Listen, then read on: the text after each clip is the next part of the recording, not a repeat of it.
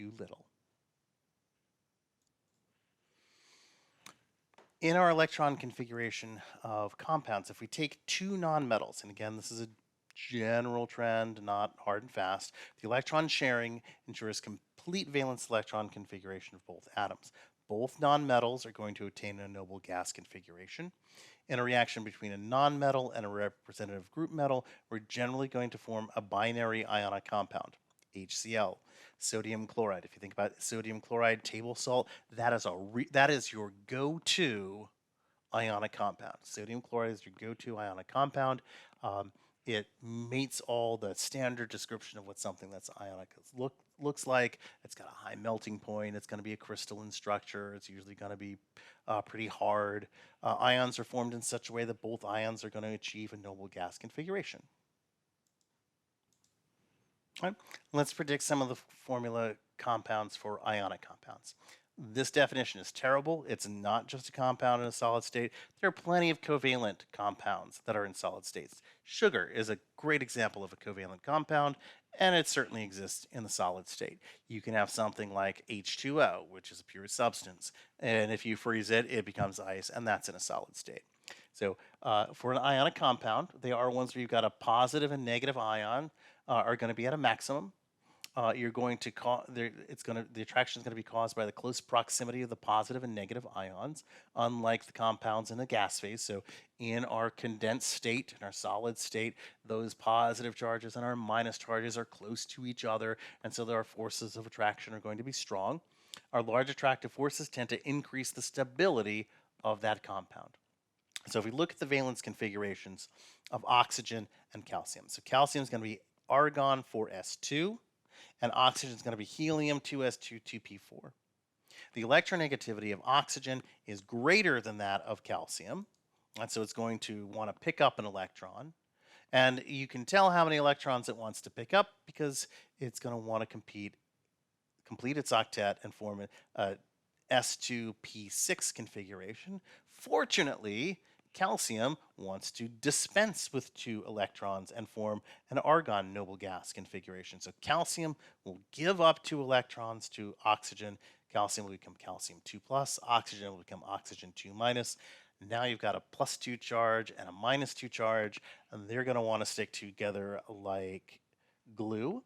So the electronegativity of oxygen is higher. The prediction is going to be based on the fact that the noble gas configuration is generally stable.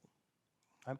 So an important fact that applies to the chemical compounds is that it's always going to be electrically neutral. Even though we've got Na plus and Cl minus in there, our overall compound always has to be electrically neutral. You're not going to go pick up a piece of material out there in nature and it's got a bunch of excess minus charges on it, right? So you can't have like sodium plus reacting with 2 chlorines and then whatever it is going to have a net negative charge, right? It's going to be electrically neutral for a stable compound.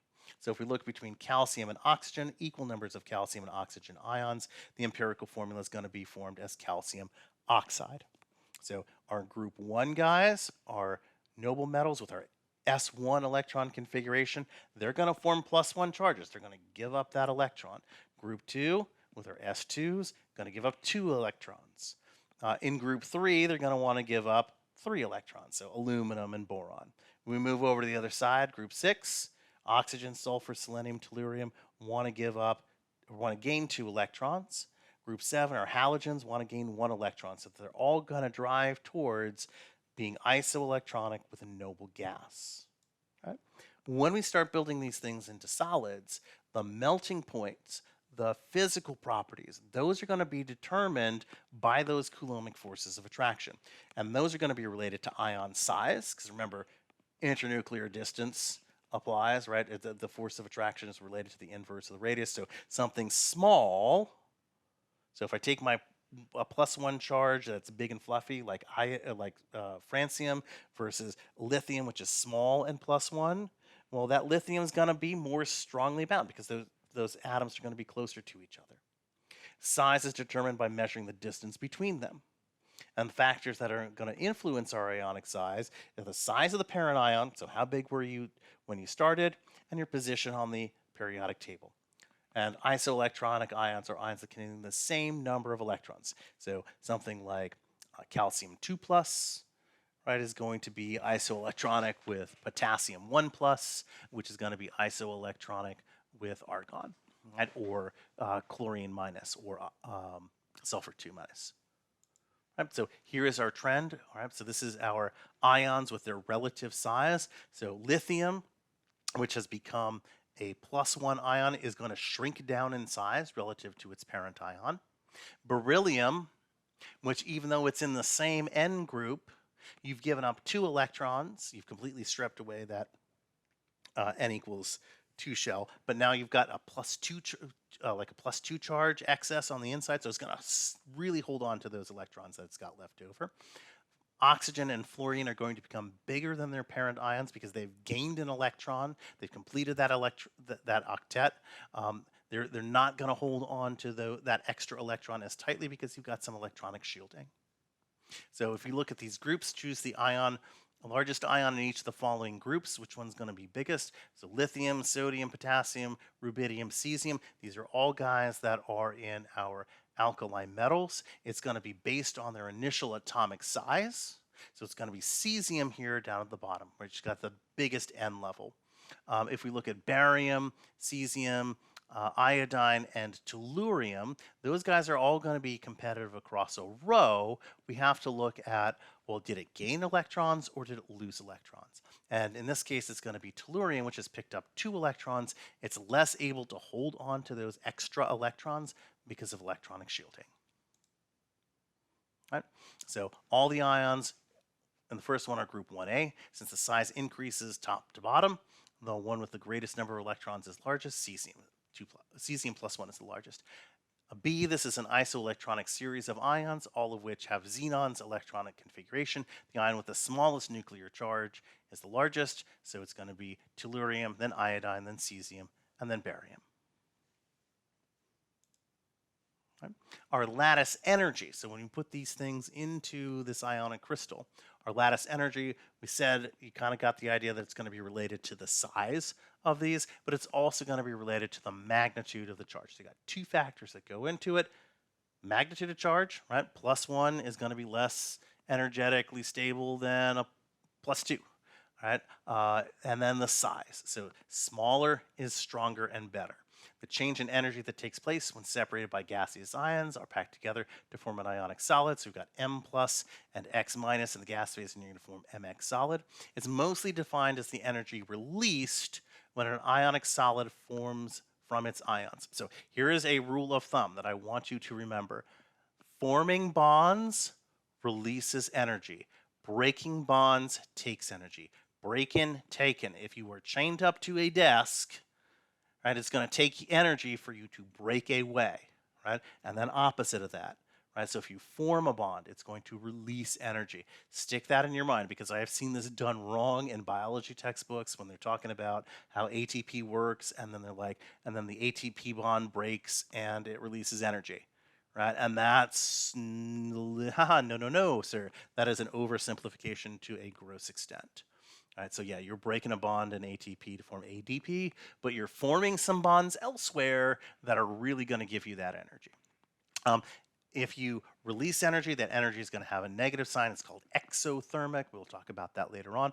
Our overall energy in the compound is going to decrease. Remember, we want to have things be as energetically efficient as possible, lowest possible energy state. Forming those bonds will release energy that will bring us down to that lowest energy state. We'll also see how there's also an entropy consideration too.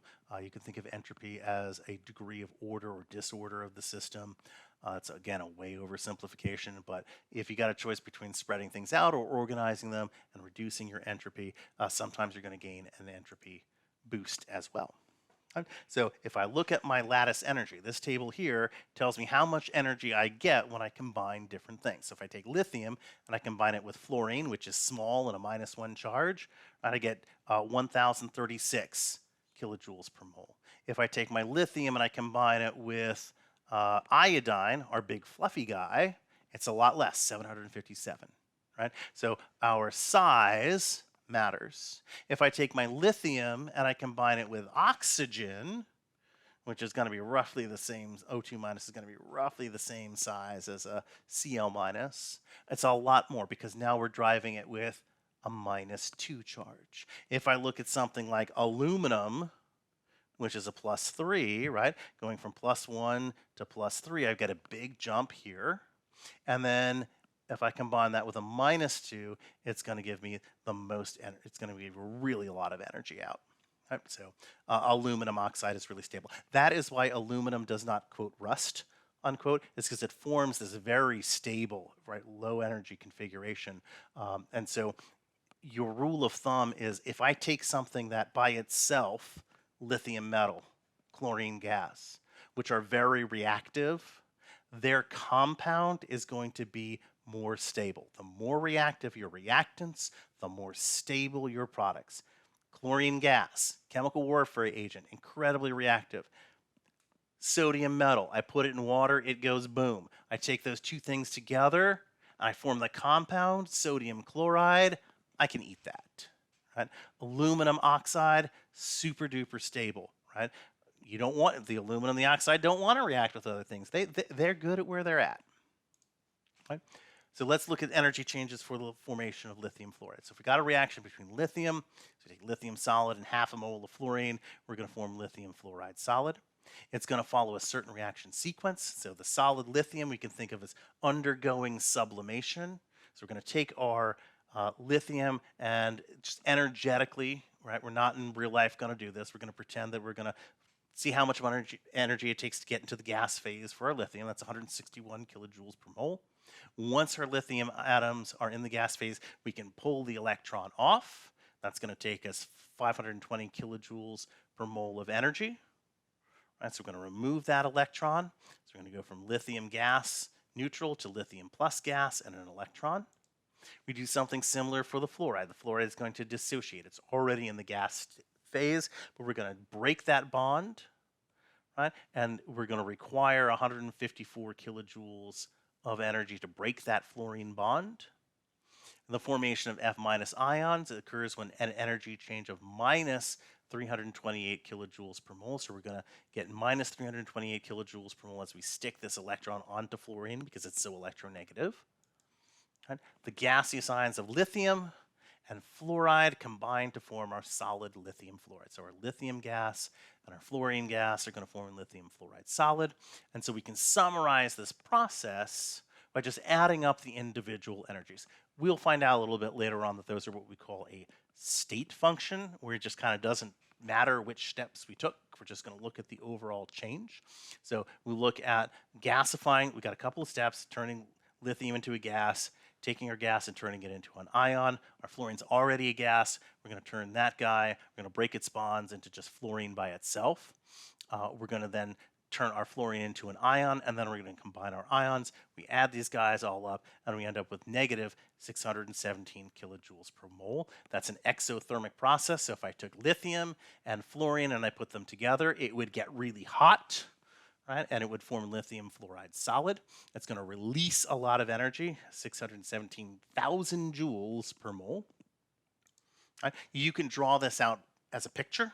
So if we've got our lithium solid and our fluorine, we take our lithium and we gasify it, and then we go from the gaseous lithium to a lithium ion, and then we take our fluorine and we break its bond to form fluorine gas just by itself, and then we form a fluoride ion, and then we're going to go from our fluoride ion back down to lithium fluoride, and we look at our overall change as just the sum of each of these individual components.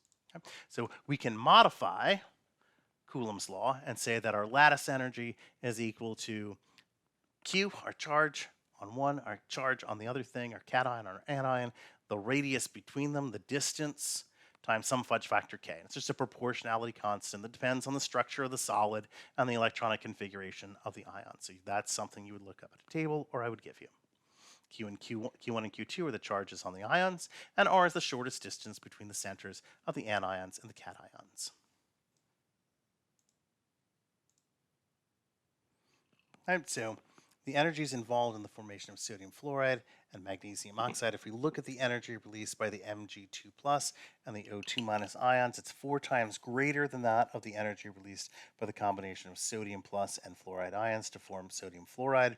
The energy needed to remove 2 electrons from the magnesium atom, 2,180 kilojoules per mole, is greater than the energy required to move 1 electron from a sodium atom, and 737 kilojoules per mole of energy is required to add 2 electrons to the oxygen atom in the gas phase. We can do something similar with our magnesium and compare that to our sodium. It's just that when we look at our magnesium and our oxygen, our energy differences are a lot bigger. All right? We can figure out a formula for the percent ionic character of a bond. So there are no totally ionic bonds between